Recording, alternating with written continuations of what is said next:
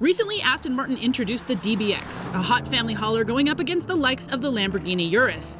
I kind of loved the Urus when I drove it last year, and though I haven't driven the DBX, I wondered how the specs of these two crazy crossovers compared, so let's get to it. When it comes to size, the DBX is just a bit smaller overall. It has a wheelbase of 120.5 inches compared to the 118.2 inches of the Urus, and the DBX is 198.4 inches long, the Urus a little bit longer at 201.3 inches. The DBX is 78.7 inches wide without mirrors, the Urus a little bit more chunky at 79.4 inches. However, the DBX is a little bit taller overall at 66.1 inches from the ground compared to 64.5 inches of height for the Urus. Inside, the two are pretty evenly matched for cargo, with both vehicles sporting 22 cubic feet of space behind the second row. Fold that row down and the DBX space extends to 54 cubes, the Urus just a little bit larger at 56 cubes. As for that other SUV marker, towing, the DBX can tow 5,940 pounds, the Lambo 7,000 pounds. It's really the towing that puts the Urus in the top spot here. I mean, I could use my street Urus to tow my race Urus to the track and still have weight left over for extra tires and gas. Bonus!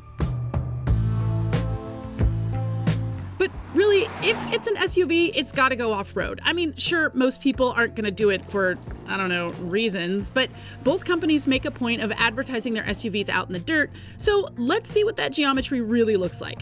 Now, approach and departure angles aren't really everything when it comes to off-roading, but they are a good indication of how far off the beaten path a vehicle can get. Now, both vehicles have air suspension, so we are assuming the full off-road height here. For the Urus, we've also assumed the off-road package. The DBX has a ground clearance of 9.3 inches. The Urus is a little bit more at 9.8 inches. The DBX has an approach angle of 25.7 degrees versus the 27.9 degrees of the Urus. The DBX's departure angle is 27.1 degrees. The Urus is at 28.3 degrees. Finally, the breakover angle of the DBX is 15.1 degrees. The Urus is at 22.2 degrees. Of course, both these cars are only available with giant wheels.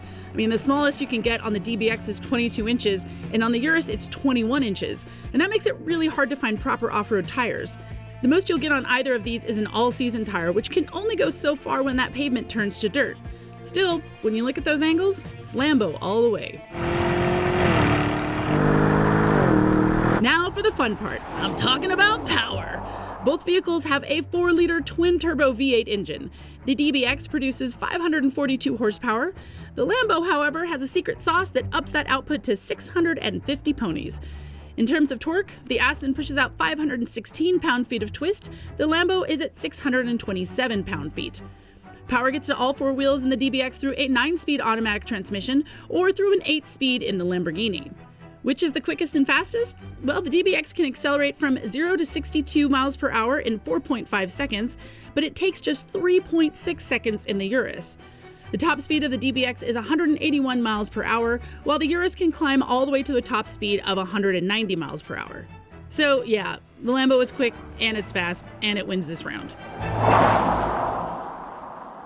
Finally, if you're really in the market for either of these vehicles, I highly doubt you're going to care about price, but let's just see where we're at. The Aston Martin DBX starts at $189,900 plus $3,086 for destination, while the Lamborghini Urus is at $211,153 with the off-road package, plus $3,995 for destination. So even with the Aston Martin DBX coming in much less expensive, overall, the Lamborghini Urus is the winner here. Now, to be clear, I haven't driven the DBX at all, and I've only had the Urus on the street, but remember, we're just looking at specs here. The Urus has got better utility, better off-road capability, and more power.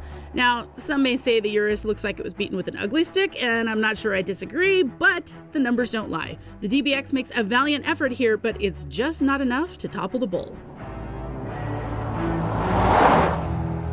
All right, which would you rather, the DBX or the Urus? Or maybe you'd want, the Bentley Bentayga. Let me know in the comments, and let me know if there's any other cars you want us to compare.